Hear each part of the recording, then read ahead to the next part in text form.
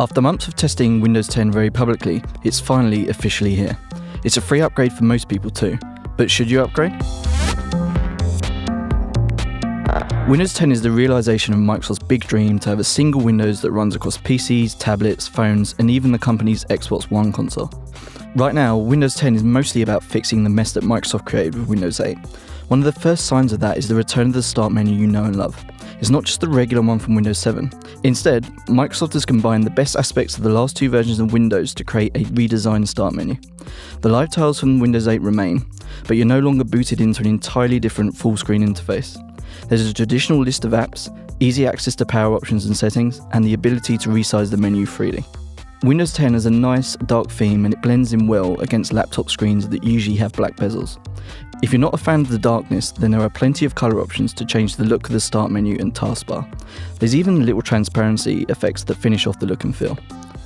Navigating around Windows 8 was painful with a laptop or PC, and Windows 10 has improved massively. The annoying hot corners of Windows 8 are gone, and Microsoft has removed the weird charms bar.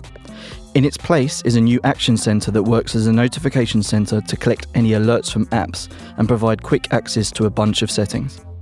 Snapping apps has been a popular feature of Windows, and Microsoft has tweaked it slightly here. There's a new Snap Assist feature that makes it a lot easier to find what apps are open to snap them side by side. There's also a new Task View feature that's a lot like Mission Control on the Mac. It displays all your open windows on a single screen, and you can find what you're looking for quickly. It's also a gateway to a new virtual desktops feature. Yes, you can finally create separate virtual desktops without having to install a third-party app. It's mainly a power user feature, but it's useful if you want to separate apps on a laptop where you don't have a lot of screen space. One of the biggest additions to Windows 10 is Microsoft's virtual assistant, Cortana.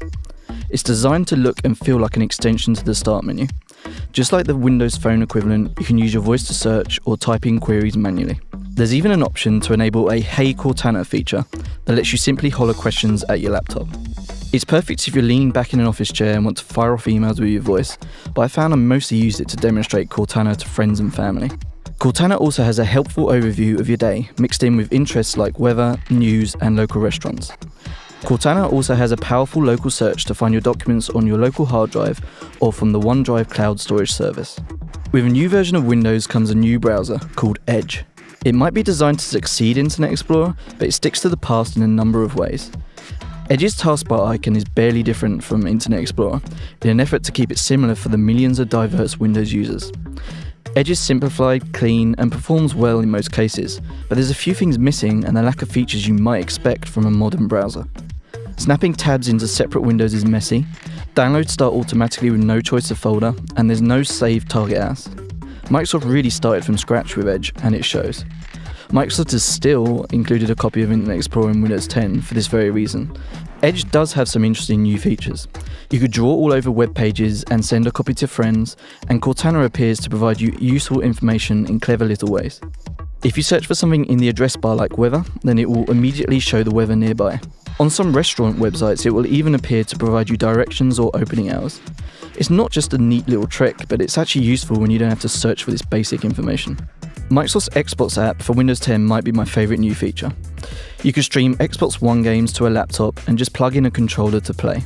It works surprisingly well with no lag even over a Wi-Fi network. You can only use it at home on a local network, but it's fun if you want to play Xbox games in another room where you don't have a TV. The Xbox app also has access to Xbox Live and the ability to create party chats from your PC to talk to Xbox One friends. A nice little surprise feature of the Xbox app is screen recording.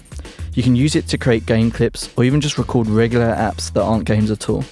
That's really useful if you want to create screen tutorials, and it saves them to buy an expensive third-party app to do it. The Mail and Calendar apps both support Google accounts, so they're easy to use without an Outlook account. You'll also notice that these apps no longer run full screen by default anymore. Microsoft has changed that with Windows 10, so you can now window these apps and move them around freely. That makes them a lot more usable. The most impressive additions are the new stripped-down, touch-based Office apps. Word, Excel, PowerPoint are all available for free, and they're a delight to use. They're speedy and simple, with just enough features for basic editing, and none of the bloat of the full desktop Office apps. The new and improved Windows Store has finally combined apps, games, music, movies and TV, but there's still a lack of quality apps. While most of Windows 10's improvements are focused on mouse and keyboard, Microsoft hasn't forgotten about the good touch work that went into Windows 8. A new tablet mode in Windows 10 aims to bridge the full-screen world of Windows 8 with the traditional way you use a Windows PC. It's perfect for 2-in-1 convertible laptops, and prompts allow you to switch easily between using a mouse and keyboard and flipping the hardware into a tablet mode. So should you upgrade? If you can deal with a few oddities here and there and you're frustrated with Windows 8, then by all means, upgrade now. But if you depend on your Windows computer on a daily basis and it's working fine for you, you should probably hold off until everything's a little bit more polished. I run into a variety of issues where my download folder takes 30 seconds to load, my audio stops working, or apps like Mail just randomly break and crash. Some of the problems aren't critical, but they can certainly be frustrating. I like the direction Microsoft is taking with Windows 10, accepted feedback and ideas from its customers along the way. It feels like the best way to shape Windows into something that people enjoy using rather than that they have to use. Windows 10 is a great fix to the problems of Windows 8, and it's clearly the version of Windows we'll all be using for many, many years. As Microsoft moves to regular updates instead of major versions every few years, it feels like the cycle of good and bad versions of Windows could finally be over. Microsoft might have just pulled that off. Windows 10 is good, and it's here to stay, and that's very exciting.